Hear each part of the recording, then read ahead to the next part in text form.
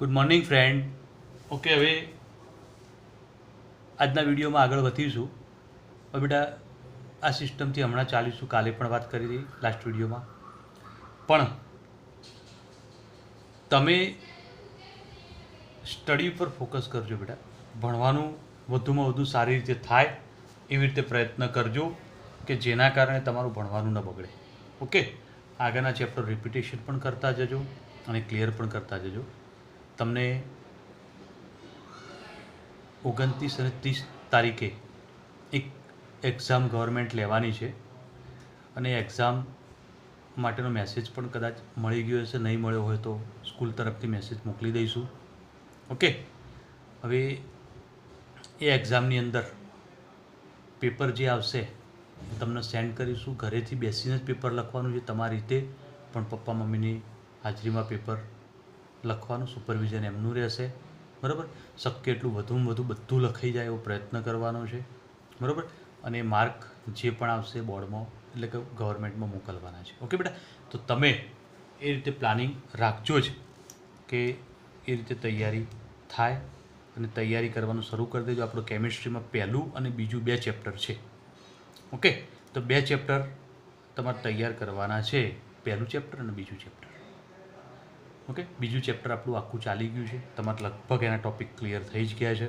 પહેલાં ચેપ્ટરની અંદર હવે ચાલશે તો લગભગ ટેસ્ટ પહેલાં ચેપ્ટર પણ પૂરું થઈ જશે. ઓકે બેટા, હવે આ ચેપ્ટરમાં આગળ વધીએ તો લાસ્ટ ટાઈમ જે આપણે કેન્દ્રિત રચનાઓ જે છે એમાં 3 જોઈ ગયા હતા અને એક આદિમ કોષ રચના જોઈ ગયા હતા. હવે આવા પ્રકારની જે સ્ફટિક રચનાઓ બને છે એમાં નિયમિત 7 પ્રકારની રચનાઓ બને છે. કેટલા પ્રકારની બેટા? 7 પ્રકારની. હવે 7 પ્રકારની જો આવી નિયમિત રચનાઓ બનતી હોય તો આવી રચનાઓ જે છે એની અંદર જે એકમ કોષ રચાયો છે એના ખૂણાઓ અને ધાર, એટલે કે ધારની લંબાઈના આધારે અને ખૂણાઓ જે બદલાય એના આધારે અલગ અલગ ભાગ પાડેલા છે. અને જો એના આધારે અલગ અલગ ભાગ પાડેલા હોય તો એ ભાગ કયા પડે છે, કયા પ્રકારના પડે છે, તો એ પોઈન્ટ આપણે સમજવાનો પ્રયત્ન કરીશું. અહીંયા આગળ 7 પ્રકારની રચનાઓ વિશે આપણે ચર્ચા કરવાની છે. ઓકે, હવે આ 7 રચનાઓ જે બની છે એની અંદર ફ્રેન્ચ ગણિતશાસ્ત્રી બ્રેવિસે એમ દર્શાવ્યું હતું કે આ 7 રચનાઓ જે ત્રિપરિમાણીય રીતે આપણે ગોઠવીએ તો એના 14 પ્રકારના લેટિસ શક્ય બને. અને 14 પ્રકારના લેટિસ શક્ય બનતા હોય તેને 14 રચનાઓને 14 બ્રેવિસ લેટિસ તરીકે ઓળખવામાં આવતા હતા. હવે આવી 14 બ્રેવિસ લેટિસ રચનાઓ કેવી છે તો એમાં આપણે સમજવાનો પ્રયત્ન ક્લિયર કરતા જઈશું. હવે આજનો ટૉપિક જે ચર્ચા કરીશું બેટા એ ટૉપિક થિયરિકલ કરતાં MCQ માટે વધારે ઇમ્પોર્ટન્ટ છે. બોર્ડની પરીક્ષામાં, ગુજકેટની પરીક્ષામાં અને નીટ જીની પરીક્ષામાં ઘણી બધી વખત આ ટૉપિકમાંથી MCQ પૂછાયેલા છે. તો જે પણ ચલાવીએ પરફેક્ટલી તૈયાર કરવાનો પ્રયત્ન કરજો. હવે એની કેટલીક રચનાઓ 7 પ્રકારની બને છે, મેં અહીંયા દોરીને રાખી છે. કેવી રીતે દોરી શકાય તો એની સમજૂતી હું પ્રાથમિક રીતે તમને એક રચના દોરી અને સમજાવીશ. બીજી બધી રચનાઓ જે છે એ રીતે ક્લિયર થઈ જ જશે, પણ છતાંય આપણે દરેક રચનાને અહીંયા આગળ હું દોરવાનો પ્રયત્ન કરીશ. દોરીશું, સમજીશું, બરાબર. પણ એકચ્યુઅલ રચના કેવી છે તો અહીંયા આગળ ક્લિયર કરેલી જ છે. ઓકે બેટા, હવે આ બધી રચનાઓ જે છે એક એક ક્લિયર કરતા જઈએ. એક એક રચનાઓ ક્લિયર કરીએ તો એની અંદર સૌથી પહેલી રચના જે બને છે એને સમઘનીય રચના કહીશું. તો આપણે અહીંયા આગળ જે વાત સમજીશું એમાં પહેલી જ વાત આવે એમાં સ્ફટિક પ્રણાલી. તો સ્ફટિક પ્રણાલી કેવી તો એની અંદર વાત કરીએ કે સમઘનીય પ્રણાલી, બરાબર. તો સ્ફટિક પ્રણાલીવાળો ટોપિક એમાં વાત આવે સમઘનીય પ્રણાલી. હવે સમઘનીય પ્રણાલી છે શું તો એની અંદર આપણે કેટલાક પોઈન્ટ ક્લિયર કરતા જઈશું અને સમજતા જઈશું. એમાં વાત આવશે શક્ય વિચલનની, બરાબર. શક્ય વિચલન કયા તો અહીંયા આગળ શક્ય વિચલનમાં 4 વિચલન શક્ય બને જેની વાત કાલે કરી ગયા હતા. કઈ વાત કરી હતી તો એક આદિમ રચના, યાદ કરજો કાલનો મુદ્દો, અને એવું લાગે કાલનો એપિસોડ રિપીટ કરજો. આદિમ રચના, એક અંતઃકેન્દ્રિત, એક ફલક કેન્દ્રિત અને એક અંત કેન્દ્રિત. ઓકે, તો આ 4 શક્ય વિચલન છે, પણ 4 વિચલન બધામાં નહીં બને. કેટલાકમાં 1 બનશે, કેટલાકમાં 2 બનશે, કેટલાકમાં 3 બનશે અને કેટલાકમાં 4 બનશે. ઓકે બેટા, તો એનો મતલબ કે શક્ય વિચલનો જે બને છે એ કયા કયા કોની અંદર શક્ય બનશે એ પણ તમારે અહીંયા જે પણ ટોપિક આપણે ક્લિયર કરતા જઈએ તમારે યાદ રાખવાનું. બરાબર. હવે પોઈન્ટ આવે છે કે અહીંયા આગળ ધારની લંબાઈ અને છેલ્લી વાત આવે છે ખૂણાઓ, મતલબ અક્ષીય ખૂણાઓ, અને એના પછી છેલ્લી વાત આવે છે ઉદાહરણ. તો અહીં જે ચર્ચા કરીએ છીએ અને જે માહિતી ક્લિયર કરીએ છીએ બેટા, આટલા પ્રકારની શક્યતાઓ આપણે એટલે કે આટલી ચર્ચા આપણે કરવાની છે. બરાબર. હવે આટલી ચર્ચા ક્લિયર કરતા જઈએ, સમજતા જઈએ, તો દરેક ચર્ચાની અંદર આપણે આ જે આકૃતિ છે પહેલાં સમજીશું, પછી આગળ વાત કરીશું. ઓકે બેટા. તો આકૃતિ સમજવાની છે, તો પહેલી જ આકૃતિ જે સમજવી છે એ કઈ છે? તો સમઘનીય રચના છે. હવે સમઘનીય રચના જે દર્શાવું એ આકૃતિઓ અહીંયા દોર દઉં છું. તમારે કેવી રીતે દોરવી એ પોઈન્ટ તમારે ધ્યાન રાખવાનો છે. તો જોતા જ આવડા આ એક ચોરસ દોર્યું. ઓકે. એના જ બાજુમાં આ રીતે બીજો ચોરસ દોર્યો. તમે રચના પેન્સિલથી દોરજો બેટા. ઓકે. કઈ રીતે દોરશો? પેન્સિલથી. ચલો, મેં આ ચોરસ દોરી દીધું. હવે તમારે એક્ઝેક્ટ આવી રચના બનાવવા માટે શું કરવું પડે?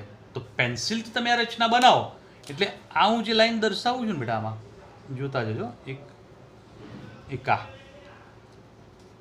એકા અને એકા, આ 3 લાઈન કાઢ દો. જો આ 3 લાઈન જોતા જ નથી અથવા કાઢી દઈએ છીએ તો મૂળ રચના જુઓ તમારી આવી બની જાય છે, જે દોરી છે એવી છે. બરાબર. તો સમજવા માટે હું એકવાર પેન્સિલથી ફરથી દોરું છું, તમને બરોબર ખબર પડવી જોઈએ. ઓકે.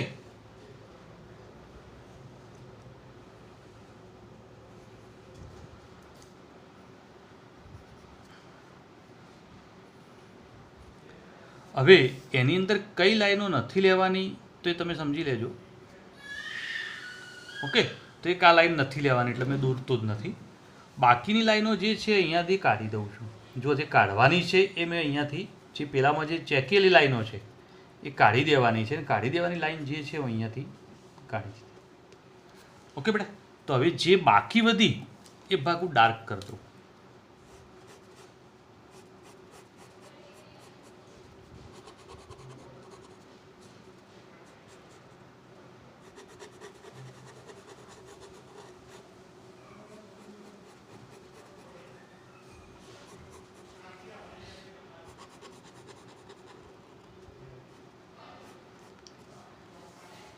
તો ડાર્ક ભાગ જે દેખાય છે એના પરથી સ્પષ્ટ છે કે આવી રચના બની જાય છે. ઓકે બેટા. તો હવે દરેક રચનામાં હું આવી રીતે દોરીને જે ભાગ કાઢવાનો છે એટલે આ 3 લાઈન જ કાઢવાની થશે. એક આ કાઢવાની થશે, એક આ, એક આડી આ. એટલી કાઢી દો એટલે મૂળ રચના આવી બની જાય. ઓકે. તો પેન્સિલથી પહેલાં એકદમ આછી લાઈનથી દોરી દેવાનું. તમારે ફૂટપટ્ટીનો ઉપયોગ કરવાનો છે એટલે રચના પરફેક્ટ જ આવશે, કોઈ પ્રોબ્લેમ આવશે નહીં. બરાબર. આછી પેન્સિલથી પહેલાં દોરી દેવાનું, પછી એમાં જે કાઢવાનું છે રબરથી ભૂસી દેવાનું, પછી જે વધે એને થોડું ફરીથી પેન્સિલ ડાર્ક કરી દેવાનું. આપણી રચના ક્લિયર. ઓકે. હવે આ જે રચના બની એ સમઘનીય રચના દોરવાની વાત આવડી ગઈ બેટા. ઓકે. તો ધ્યાન રાખજો. કન્ફ્યુઝન લાગે તો વિડીયો એકવાર રિપીટ કરી દેજો. આ સમઘનીય રચનાઓ જે બની એની અંદર હવે આગળ વાત સમજવી છે અને ક્લિયર કરવી છે. તેમાં શક્ય વિચલન કયા છે તો અહીંયા આગળ ક્લિયર કરીશું કે એમાં 3 વિચલન શક્ય બને છે. આદિમ, અંતકેન્દ્રિત અને ફલક કેન્દ્રિત. બોલો બેટા, કોઈ મુશ્કેલી? તો એક આદિમ બને, અંતકેન્દ્રિત બને, ફલક કેન્દ્રિત. આદિમ કોને કહેવાય? 8 ખૂણા ઉપર 8. અંતકેન્દ્રિતનો મતલબ 8 ખૂણા ઉપર 8 અને એક મધ્યમાં. ફલક કેન્દ્રિત એટલે 8 ખૂણા ઉપર 8 અને દરેક ફલકના મધ્યમાં. તો 3 શક્યતાઓ બની સમઘનીય રચનામાં. હવે ધારની લંબાઈની વાત કરીએ તો અહીંયા આગળ જો ધારો કઈ છે તો આ ધારને એ ગણીએ. તો ધારો કે આ એ છે, આ ધાર બી છે અને આ ધાર સી છે. તો એ, બી અને સી. તો હવે જુઓ બધી ધારો સરખી. તો અહીંયા આગળ જોતા જજો બેટા, A is equal to B is equal to C. જો બધી ધારો સરખી હોય તો એ ને બી સરખી હોય તો બી ઇઝ ઇક્વલ ટુ એ થાય. તો સી પણ સરખી છે તો ઇઝ ઇક્વલ ટુ એ. તો આનો મતલબ શું થયો બેટા? બધી ધારો સરખી થઈ ગઈ. હવે વાત કરીએ ખૂણાની, તો ખૂણાઓની અંદર આ આલ્ફા છે, આ ખૂણો બીટા છે અને આ ખૂણો ગેમા છે. મોટાભાગની રચનાઓ, બે રચનાઓ છોડીને બાકી બધી રચનાઓમાં તમારે આલ્ફા બીટા અને ગેમા આ રીતે જ ક્લિયર કરવાનું. એક બે અપવાદરૂપ રચનાઓ છે જેમાં આપણે થોડું ચેન્જીસ આવશે, બાકી બધામાં આ બાજુનો ખૂણો આલ્ફા, આ બીટા અને ઉપરનો ગેમા. હવે આમાં રચના જે આપણે દર્શાવીએ એમાં alpha is equal two beta is equal two gamma is equal two 90. મતલબ આલ્ફા બીટા ગેમા ત્રણેય સરખા અને ત્રણેય 90ના.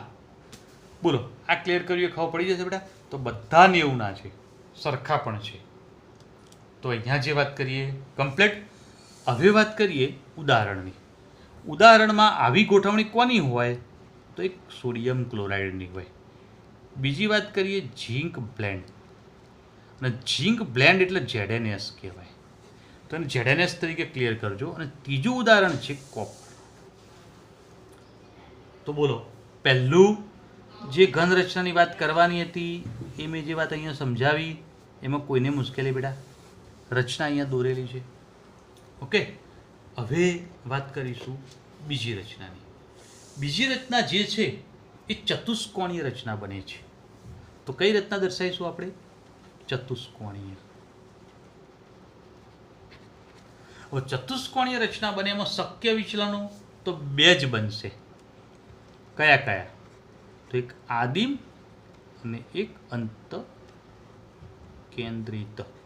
તો આદિમ અને અંત કેન્દ્રિત બે જ શક્ય બને. આપણે પહેલા જ બોલ્યા હતા કે કોઈમાં એક પણ હશે, કોઈમાં બે પણ હશે, કોઈમાં ત્રણ હશે, કોઈમાં ચારે ચાર હશે. જો આમાં ખાલી 3 આવ્યા, આમાં 2 જ આવ્યા. ઓકે બેટા. હવે રચના દોરીશું કેવી રીતે?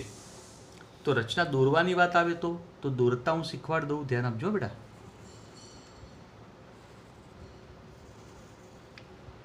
આ એક લંબચોરસ દોરો, બરાબર.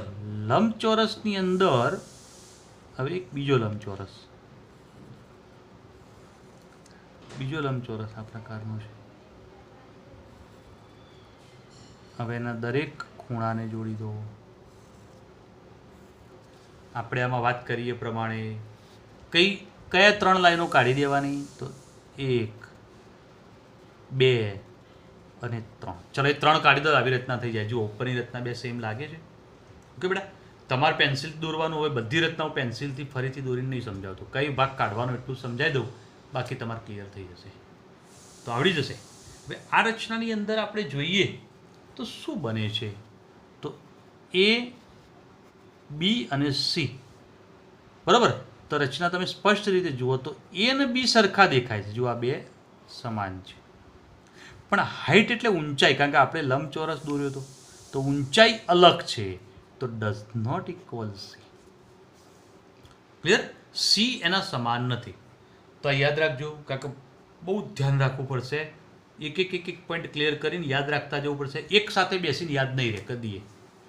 2-3 દિવસ સુધી એને રિપીટ કરતા જજો, તો જ યાદ રહેશે, નહીંતર યાદ નહીં રહે. એટલું ધ્યાન રાખજો બેટા. ઓકે, હવે આગળની ચર્ચા વિચારીએ અને સમજીએ કે ભાઈ આગળની વાત એને જે કરી છે ખૂણાની કરી છે. તો આ રચનાની અંદર પણ alpha is equal two beta is equal two gamma is equal two 90. તો આમાં પણ ખૂણો 90ના જ છે બધા. તો બધા ખૂણા 90ના એટલે આલ્ફા બીટા ગેમા કયા ક્લિયર કરીશું? તો આગળ બોલ્યા હતા એ પ્રમાણે જ આ ખૂણો હોય હંમેશા આલ્ફા લેવાનો, આ બીટા લેવાનો અને આ ઉપરનો ગેમા લેવાનો. ઓકે, તો આ પોઈન્ટ ધ્યાનમાં રાખો. હવે જોઈએ આના ઉદાહરણો.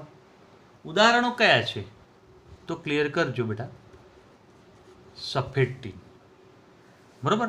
પછી બીજા ઉદાહરણની અંદર SiO2 અને TiO2, મતલબ ટીનનો ઓક્સાઇડ છે. SN એટલે ટીન છે, બરાબર. અને બીજો છે TI, તો SnO2 અને TiO2. ઓકે, અને કેલ્શિયમ સલ્ફેટ. તો એના ઉદાહરણો તમારે યાદ રાખજો અને ક્લિયર કરી દેજો.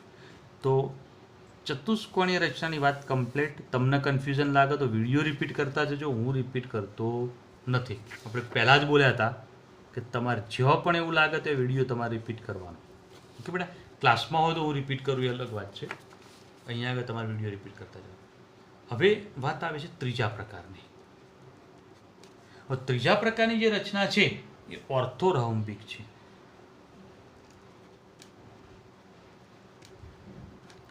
નામ પણ બધા નવા છે, બરાબર? એટલે નામ સાથે તમારે ક્લિયર કરવાનું છે, એટલે થોડું ધ્યાન રાખજો. ઓર્થોરોમ્બિક રચના જે છે એની અંદર બધી રચનાઓ શક્ય બને છે. આદિમ, અંતકેન્દ્રિત,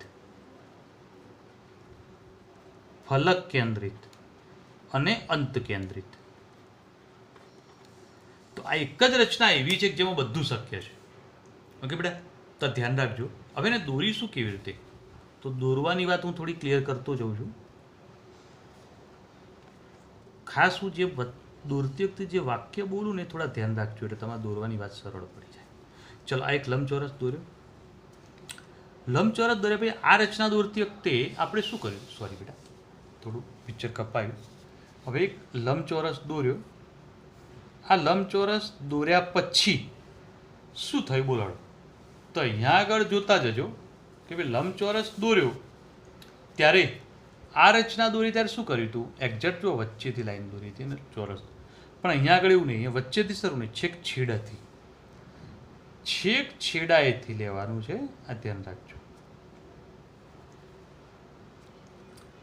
અને પછી આ રીતે એક લંબચોરસ લઈ લીધું છે, પણ બીજો લંબચોરસની શરૂઆત ક્યાંથી કરવાની? છેક છેડા બાજુમાંથી. ચલો, ઓકે. હવે એના બધા ખૂણા જોડી દો, બરાબર? હવે આ ખૂણા જોડ્યા તો એની અંદર હવે કઈ લાઈનો કાઢી દેવાની? આપણે બોલ્યા હતા એ પ્રમાણે બધામાં એ જ લાઈનો કાઢી દેવાની આવશે. ચલો, નિકાળી દીધી. તો હવે આ બે રચનાઓને મેચ કરી લો. જો મેં ચેકેલી લાઈનો કાઢી દો તો બે રચનાઓ સેમ થઈ જાય છે. થઈ જાય ને બેટા? ઓકે.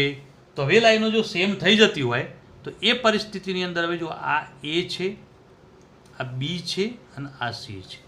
તમારે જે પીડીએફ મેં મોકલી એની અંદર ABC આ રીતે લઈ લેજો. ઓકે. આગળ બોલ્યા હતા એ પ્રમાણે આ ખૂણો આલ્ફા, આ ખૂણો બીટા અને આ ઉપરનો ખૂણો ગેમા છે. ઓકે. તો હવે તમે એક વાત જોઈ શકો છો કે એ અને બી સરખા નહીં લાગતા. જુઓ, આના કરતાં ભાગ કંઈક થોડો લાંબો છે અને સી પણ કંઈક અલગ છે. તો આનો મતલબ એવો થયો કે આકૃતિ ઉપરથી સ્પષ્ટ છે કે A does not equal B does not equal C. મતલબ ABCમાંથી એકે સમાન નહીં. ક્લિયર? તો એ પણ સમાન નથી, બી પણ સમાન નથી, સી. ચલો, ક્લિયર. બધી બાજુઓ અલગ અલગ છે. ખૂણા, તો ખૂણાની વાત કરીએ તો alpha is equal two beta is equal two gamma is equal two 90. હજી 90નો ખૂણો આ રચના સુધી પણ જળવાઈ રહ્યો છે, બરાબર? તો અહીંયા આગળ 90નો ખૂણો આ રચના સુધી પણ જળવાઈ રહ્યો છે. તો ધ્યાન રાખજો. હવે આમાં સફેદ ટીન હતું, આમાં આવે છે રોમ્બિક સલ્ફર. જુઓ, ઓર્થોરોમ્બિક, રોમ્બિક શબ્દ આવ્યો એના પરથી એક ઉદાહરણ એ પણ યાદ રહી જશે. બીજું ઉદાહરણ છે KNO3, પોટેશિયમ નાઇટ્રેટ. અને ત્રીજું ઉદાહરણ છે બેરિયમ સલ્ફેટ. જો આમાં કેલ્શિયમ સલ્ફેટ હતો, આમાં બેરિયમ સલ્ફેટ છે, બરાબર?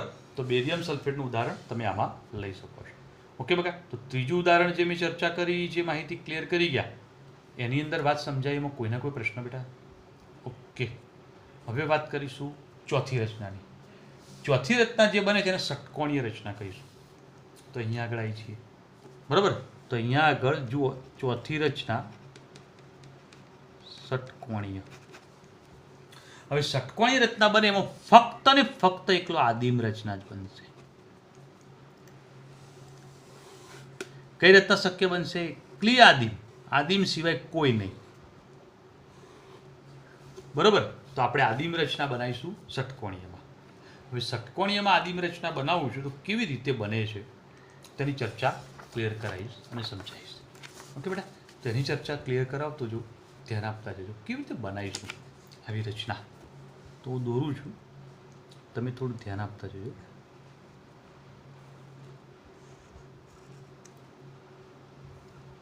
આવો એક ષટકોણ દોરો. ચલો, દોરી શકશો ષટકોણ? હવે આ ષટકોણ દોર્યા પછી અહીંયા આગળથી એક લાઈન નીચે દોર દો, તો તમને બીજો ષટકોણ કેવી રીતે દોરવો એનો આઈડિયા આવી જાય. ચલો, બીજા ષટકોણનો ખૂણો અહીંયા. ઓકે. એક લાઈન સેમ રીતે એવી રીતે આગળ વધારો, તો આની લાઈનમાં જ આટલા સુધી આગળ વધો, બરાબર? તો ત્રીજા એના પછીનો બીજો ષટકોણ છે એની લાઈન અહીંથી અહીંયા, અને આ લાઈન અહીંથી અહીંયા લઈ લઈશું. ઓકે, હવે આ ષટકોણ દોર્યો તો શું ક્લિયર કરીશું બેટા? તો ફક્ત આ લાઈન જ દોરવાની, તમારે ક્લિયર કરતા જવાનું છે. બરાબર. હવે આ લાઈનને છેક નીચે સુધી અડાડતો. બોલો હવે કઈ લાઈન તમારે કાઢી દેવાની થાય? આ બે રચનાઓ સરખાવો તો આમાંય 3 લાઈનો કાઢી દો. 1, આ 2 અને 3. જો 3 લાઈન કાઢી દઈએ તો આ બે રચનાઓ સેમ થઈ જાય. દેખાય? ઓકે, સરસ. ચલો હવે આ બાજુ A બનશે, આ બાજુ B બનશે ને આ બાજુ C બનશે. ક્લિયર? હવે ખૂણા ઉપર થોડો ફોકસ કરીશું.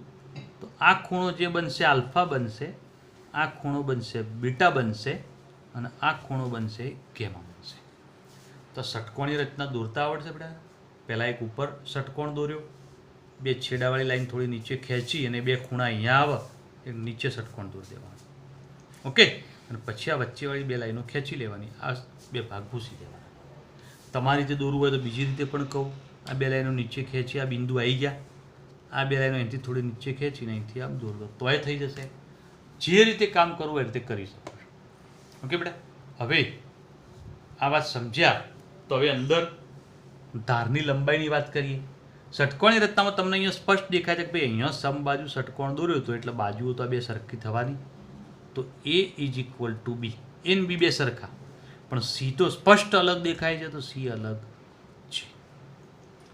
ક્લિયર બેટા? તો આ બાબત ધ્યાનમાં રાખવાની. હવે અહીંયા આગળ એક બાબત ધ્યાન આપો. Alpha is equal two beta is equal two 90. Alpha અને બીટા બે ખૂણા 90ના છે. ચલો આ તો સ્પષ્ટ 90નો દેખાય છે, આ પણ 90નો જ છે. ઓકે, પણ ગેમા જે છે એ ખૂણો 120નો બનશે, કારણ કે ષટકોણના અંદરના ખૂણા બધા 120ના જ હોય. ઓકે, તો ગેમા 120નો. તો અહીંયા આગળ સ્પષ્ટ રીતે ક્લિયર થઈ જાય છે. હવે આવી ષટકોણી રચનાના ઉદાહરણમાં એક તો ગ્રેફાઇટ આવે. આ ચેપ્ટરના શરૂઆતના એપિસોડ યાદ કરીએ તો ગ્રેફાઇટની રચના હોય ષટકોણીય દોરી હતી આપણે, યાદ છે ને બેટા? ઓકે, બીજું એક ઉદાહરણ આવે છે ઝીંક ઓક્સાઇડ અને ત્રીજું ઉદાહરણ છે જેમાં કેડમિયમ સલ્ફાઇડ દઈશું. તો રચનાઓ બધાને ક્લિયર? ઓકે, તો ચોથી એક રચના આપણે સ્પષ્ટ રીતે ક્લિયર કરી ગયા, સમજી ગયા. હવે વાત આવશે એના પછીની પાંચમી રચનાની.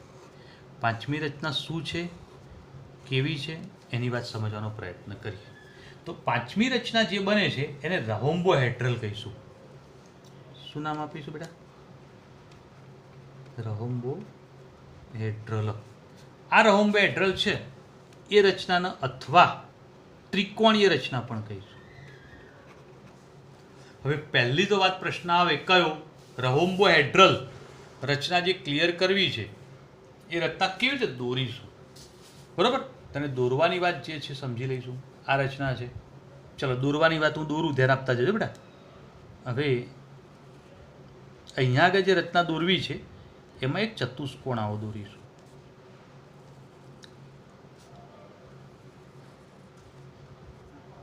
આ જે ચતુષ્કોણ છે એવો ને એવો જ બીજો ચતુષ્કોણ દોરીએ એની એક્ઝેક્ટ લગભગ વચ્ચેના આસપાસથી. બરોબર, આ બાજુ પણ એ રીતે જઈશું.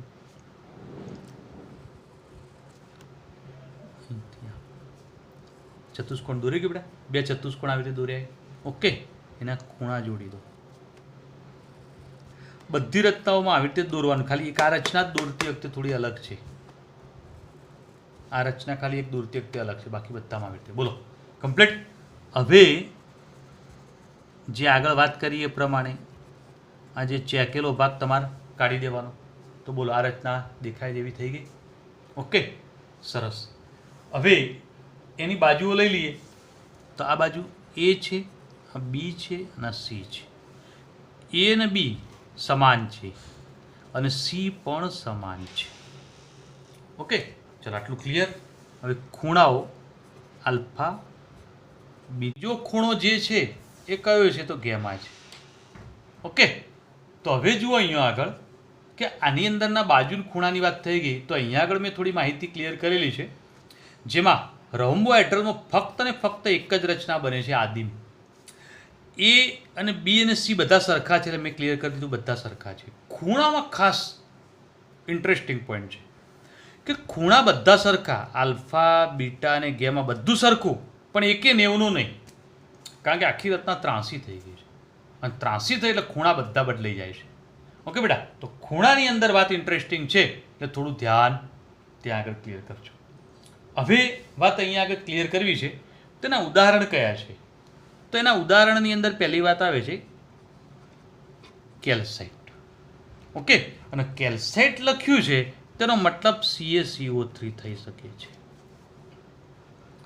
અને સિન્નેબાર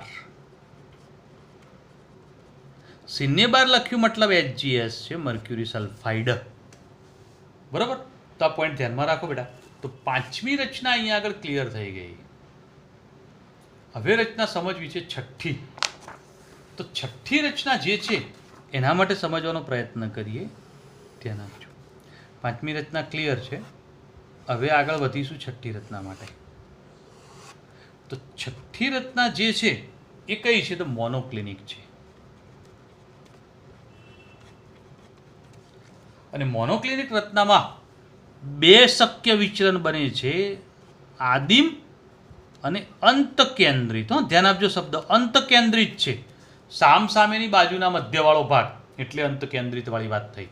ઓકે, તો કઈ રચના શક્ય બની છે? તો એક આદિમ રચના શક્ય બની છે અને બીજી કઈ છે? તો અંત કેન્દ્રિત. તો આ વાત બરોબર મગજમાં બેસાડી દેજો. ક્લિયર? તો હવે વાત કરીએ એની રચના દોરવાની. તો દોરવાની વાત જે છે અહીંયા આગળ દર્શાવો બેટા, કેવી રીતે દોરી શકાય. તો ધ્યાન આપજો અને સમજજો કે ભાઈ તમે એક લંબચોરસ દોરી દો.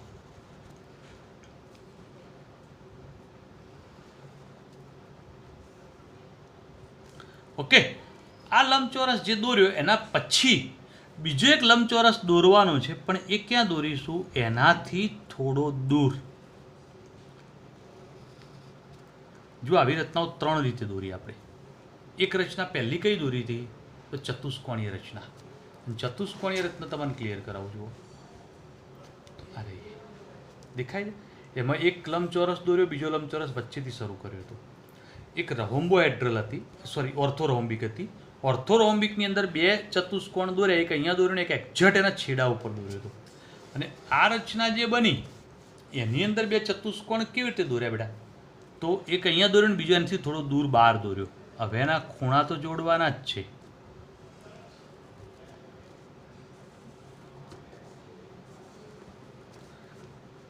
ક્લિયર? હવે આમાંથી કયો ભાગ કાઢી દઈશું બોલો? તો આ રહ્યો ભાગ કાઢી દેવાનો. એક આ કાઢી દો અને એક આ કાઢી દો. જો બધું કાઢી દઈએ તો તમે જો આ બે રચનાઓ સરખા છે. આ થોડી નાની ના મોટી દેખાય છે, પણ બે વાત તો સરખી થઈ ગઈ છે.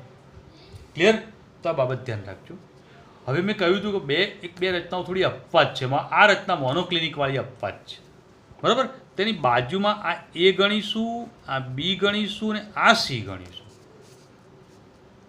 જો બાજુઓ બદલાઈ જાય તો પ્રમાણે ખૂણા પણ બદલાય. તો એ ત્યાં જ છે, તો મતલબ આલ્ફા ત્યાં જ રહેશે. ઓકે, પણ બી સી બદલાયા તો મતલબ બીટા ઉપર જતો રહેશે અને ગેમા જે છે એ નીચે આવી જશે. બોલો કમ્પ્લીટ? તો એ જ્યાં તો ત્યાં જ છે, મતલબ આલ્ફા ત્યાં જ રાખીશું. પણ બી સીનું સ્થાન બદલાય તો મતલબ બીટા અને ગેમાનું સ્થાન પણ બદલી દીધું છે. હવે મોનોક્લિનિક રચનાની અંદર જો બાજુઓની વાત વિચારીએ તો A does not equal B, does not equal C. A B અને સી સરખા નથી. જુઓ, આના કરતાં કંઈક અલગ છે ને આ પણ અલગ છે, સ્પષ્ટ દેખાય છે. ઓકે બેટા? તો મતલબ બધી બાજુઓ અલગ અલગ છે. ખૂણાની વાત કરીએ તો alpha is equal two gamma is equal two 90. આ આલ્ફા અને ગેમા બે નીચેના બે ખૂણા 90ના, પણ બીટા જે છે એ ઉપરનો એ ડઝ નોટ ઇક્વલ 90. બીટા 90નું નથી. ચલો આટલું વાત યાદ રાખો. ક્લિયર બેટા? તો આ રચનામાં થોડું ખૂણાની અંદર ધ્યાન આપજો ખાસ, અને બાજુઓ માટે પણ અહીંયા ધ્યાન આપજો. ઓકે, આના ઉદાહરણમાં મોનોક્લિનિક શબ્દ આવે એટલે એક વાત ક્લિયર છે કે મોનોક્લિનિક સલ્ફર. તો મોનોક્લિનિક સલ્ફર લઈ લીધું. બીજું એક ઉદાહરણ અહીંયા આગળ લેવાનું છે Na2SO4 × 10H2O. સોડિયમ સલ્ફેટ જ છે, પણ ડેકાહાઇડ્રેટ છે. ડેકા એટલે 10 પાણીના અણુ અંદર જોડાયેલા છે. ઓકે બેટા, હવે એક છેલ્લી રચના આપણે અહીંયા આગળ સમજવી છે અને જે 7મી રચના છે અને આ રચનાને ટ્રાયક્લિનિક કહીશું. ઓકે, અને ટ્રાયક્લિનિક આ રચના બને આપણે એને આદિમ પ્રકારની શક્ય વિચલનમાં લઈશું. બરોબર. હવે ટ્રાયક્લિનિક રચના બને કેવી રીતે? તો રચના હું અહીંયા આગળ દોરું છું, થોડું ધ્યાન આપજો બેટા. બરાબર. આના જેવી કેવી રીતે બનાવી? તો પહેલાં એક રચના આપણે આગળ દોરી દીધી. કઈ? આદિમ પ્રકારની. આ દેખાય? તો એની અંદર સમબાજુ ચતુષ્કોણ દોર્યો હતો. અહીંયા આગળ સમબાજુ ચતુષ્કોણ નહીં દોરવાનો, ચતુષ્કોણ જ દોરવાનો. એક ત્રાંસો આવી રીતે. પણ તમે જુઓ સમબાજુ નથી, દેખાય છે? આ બાજુ કરતાં બાજુ મોટી દોરી. ઓકે, હવે આવો ને આવો જ એક ચતુષ્કોણ અંદર બીજો દોરી દો. આ પણ એના જેવો ને જેવો સેમ. ઓકે, અને જો એવો ને એવો જ એક ચતુષ્કોણ બીજો દોરી દીધો, ખૂણાઓ જોડી દો.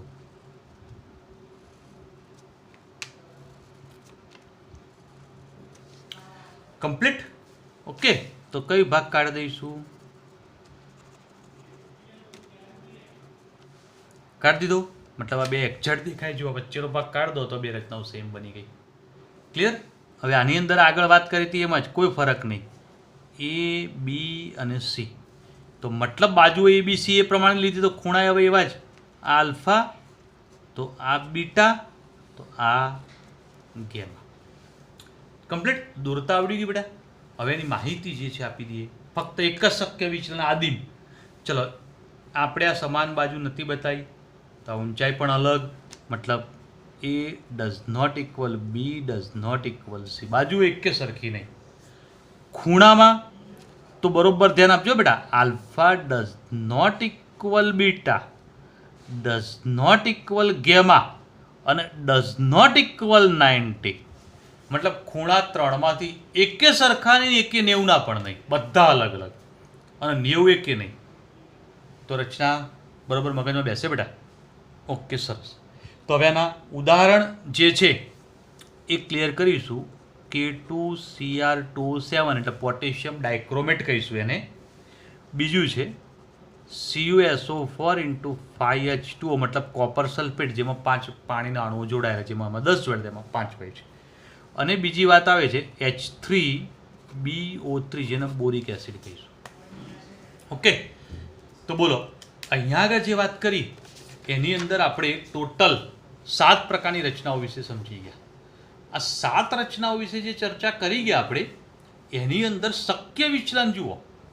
આના 3 જોતા જજો બેટા, ગણતા જજો. 3 ને 2 5 ને 4 9 10 11 2 13 અને 1 14. તો ટોટલ શક્ય વિચલન 14 બન્યા. આપણે આગળ જ બોલ્યા હતા કે આવી રચનાઓ ટોટલ 14 પ્રકારની બને છે. ફ્રેન્ચ ગણિતશાસ્ત્રી બ્રેવિસે આ રચનાઓ બનાવી હતી. બરાબર. જેના કારણે બ્રેવિસ લેટિસ કેટલા પ્રકારના બન્યા? 14 પ્રકારના. તો 14 પ્રકારના ટોટલ બ્રેવિસ લેવિસ બનતા હોય છે. તો બોલો બ્રેવિસ લેવિસ કેટલા પ્રકારના બન્યા? કમ્પ્લીટ બેટા. હવે આ જે ચર્ચા આપણે કરી, જે માહિતી ક્લિયર કરી, એના પછી એક વાત બીજી સમજવી છે. અને એ વાત કઈ છે, કયા પ્રકારની? તો હું અહીંયા આગળ એ વાતને સમજાવી દઉં છું અને ક્લિયર કરાવી દઉં. ઓકે બેટા. તો કોઈ પણ એકમ કોષ હોય તો એકમ કોષમાં પરમાણુની સંખ્યા કેવી રીતે ગણાય?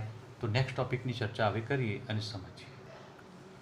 હવે આપણે બેટા એકમ કોષમાં પરમાણુઓની સંખ્યા કેટલી હોય તો એની ગણતરી કરવી છે.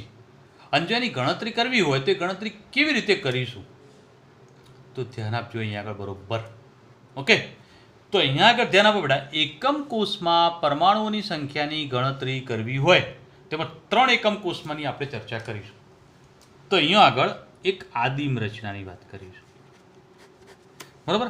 આ આદિમ રચના જે છે એને સમઘનીય એકમ કોષ પણ કહેવાય છે.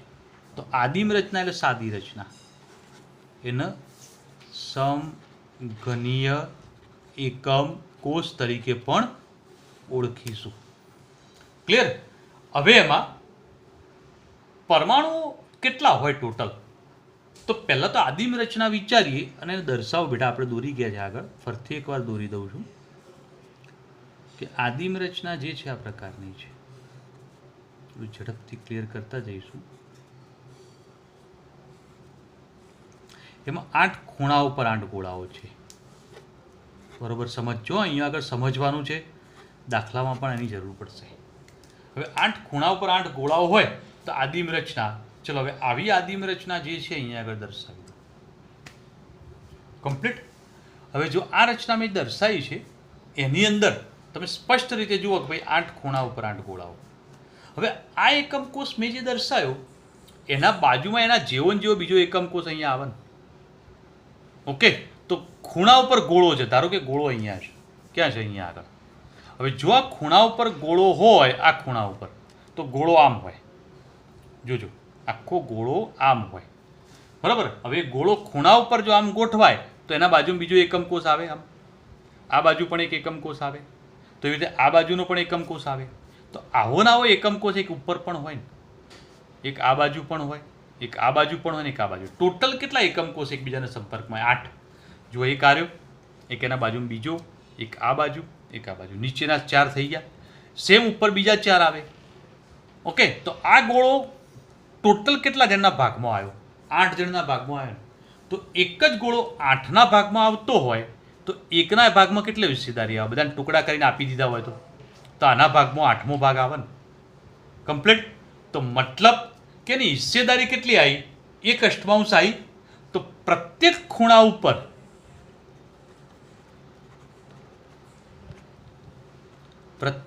ખૂણા ઉપર આ ગોળાઓ જે છે, બરાબર, એની હિસ્સેદારી એટલે આપણે ગોળો એટલે પરમાણુ કહીએ. પરમાણુની હિસ્સેદારી કેટલી આવશે બેટા? તો 1/8. હવે 1/8 કેવી રીતે આવી? મગજમાં બેઠી વાત કે હજી ફરતી વાત સમજવી પડશે. ઓકે, તો આના બાજુમાં એક બીજો આવો નવો જે એકમ કોષ હોય, અહીંયા પણ હોય ને આ બાજુ પણ હોય. એટલે 4 નીચેના થયા, એક્ઝેક્ટ 4 ઉપરના. ગોળો આમ ગોઠવાયો છે.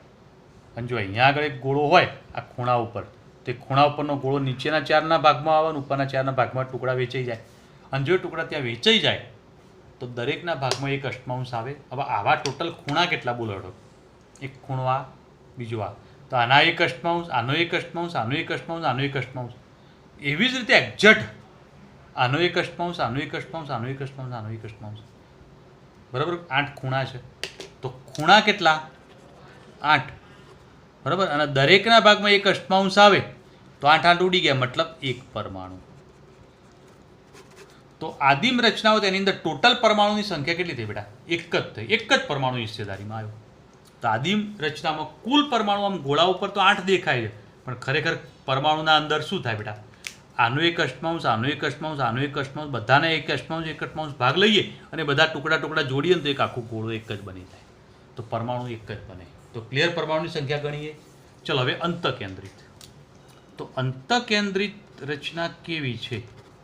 તો અંતઃકેન્દ્રિત રચના આમાં સમજાય દો બેટા. 8 ખૂણા ઉપર 8, તો એનો મતલબ ખૂણા 8 ગુણ્યા 1/8 બરાબર 1 પરમાણુ થાય. ચલો એક વાત ક્લિયર. એક આખો ગોળો મધ્યમાં, આખો એક, તો મધ્યમાં કેટલા ગોળા? તો 1 પરમાણુ. તો કુલ પરમાણુ કેટલા થાય? તો 2 પરમાણુ. તો મતલબ કે એની અંદર કુલ પરમાણુની સંખ્યા 2 હોય. કોની અંદર? અંતઃકેન્દ્રિતમાં.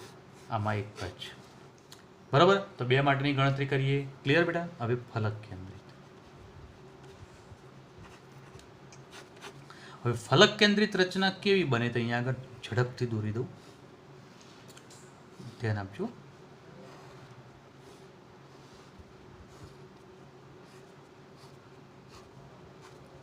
ઓકે, 8 ખૂણા ઉપર 8. ચલો હવે ફલક કેન્દ્રિતનો મતલબ શું આપણે બોલ્યા હતા બેટા? ફલક કેન્દ્રિતનો મતલબ દરેક ફલકના મધ્યમાં. હવે આ ઘન જોતા જાઓ. આ રચના દર્શાવી તો આ એક ફલક કહેવાય. તો અહીંયા આગળ એક ગોળો હોય ફલકના મધ્યમાં. ચલો આ એક ફલક છે, તો અહીંયા મધ્યમાં એક ગોળો છે આમ. બરાબર. તો આ ફલક ઉપર છે, મતલબ બધી ફલક ઉપર છે. હવે આવો ના આવો છે કે એકમ કોષ અહીંયા બીજો હોય ને. તો ફલકના મધ્યમાં ગોળો છે, કેટલા ભાગમાં આવ્યો? એક આના ભાગમાં જાય ને એક આના ભાગમાં જાય, કારણ કે અહીંયા ગોળો છે. વિચારજો, અહીંયા ગોળો છે. તો એ ગોળો ક્યાં આગળ છે? તો અહીંયા છે. તો દાખલા તરીકે ગોળો અહીંયા છે, આમ આમ, બરાબર. અને જો ગોળો ત્યાં ગોઠવાયેલો હોય તો એ ગોળો જે છે એ કેવો ગણાય બેટા? તો અહીંયા આગળ હોય. તો આ બોલે એમાં કોઈ મુશ્કેલી બેટા? તો આ બાબત ધ્યાન રાખો. તો આખો ગોળો જો અહીંયા ગોઠવાયેલો છે તો એ બાજુના બીજા એકમ કોષના ભાગમાં આવે. તો બે એકમ કોષના ભાગમાં તો અડધો આના ભાગમાં આવે ને અડધો આના ભાગમાં આવે. તો એ રીતે અહીંયા આગળ જો મધ્યમાં હોય આ બાજુ, તો એ કેવો આવે? અહીંયાના એકમ કોષના ભાગમાં આવે, આના ભાગમાં આવે, ઉપરવાળો બીજાના ભાગમાં આવે. તો દરેકના ભાગમાં હિસ્સેદારી કેટલી આવી? તો પ્રત્યેક ફલક, બરાબર, પર પરમાણુની હિસ્સેદારી કેટલી થઈ? 1/2. કારણ કે અડધો આ બાજુ આવ્યો, અડધો આ બાજુ ગયો. ઓકે બેટા? તો 1/2 હિસ્સેદારી થઈ. તો આ વાત આપણે સમજી શકીએ છીએ. કોઈ મુશ્કેલી? ઓકે. હવે ફલકો કેટલી? તો ફલક ટોટલ 6 છે, ગુણ્યા 1/2 બરાબર 3 પરમાણુ. હવે દરેક ફલકના ભાગમાં જુઓ, અહીંયા આગળ એક આવે તો આ ગોળો અહીંયા છે, તો આનો મતલબ શું થયો? અહીંયા આગળ એના બાજુમાં બીજો એક એકમ કોષ હોય તો અડધો આમાં જાય ને અડધો આમાં જાય. તો એવી રીતે અહીંયા આગળ પણ હોય, અહીંયા પણ હોય, અહીંયા પણ હોય, એક આગળ પણ હોય ને એક પાછળ પણ હોય. કમ્પ્લીટ. પણ 8 ખૂણાના તો હતા જ. તો એનો મતલબ શું થયો? ખૂણા 8 ગુણ્યા 1/8 બરાબર 1 પરમાણુ. તો મતલબ કે આ બધા થઈને કુલ પરમાણુ કેટલા થયા? 4 પરમાણુ. તો બરોબર યાદ રાખજો બેટા, કુલ પરમાણુની સંખ્યા 4 થઈ. તો આદિમ રચનામાં એક જ પરમાણુ, ફક્ત ખૂણા ઉપર, અંતઃકેન્દ્રિતમાં ખૂણાના 1 અને મધ્યનો 1, એટલે 2, અને ફલક કેન્દ્રિતમાં ખૂણાનો 1 અને ફલકના 6 ફલકોના દરેકના 1/2 3 પરમાણુ. તો આ પોઈન્ટ દાખલાની ગણતરી માટે ખૂબ ઇમ્પોર્ટન્ટ છે. થિયરિકલ ઇમ્પોર્ટન્ટ નથી, પણ ધ્યાન રાખવાનું છે. ઓકે. તો આજનો ટોપિક અહીંયા પૂરો કરીએ. ઓકે. Good day.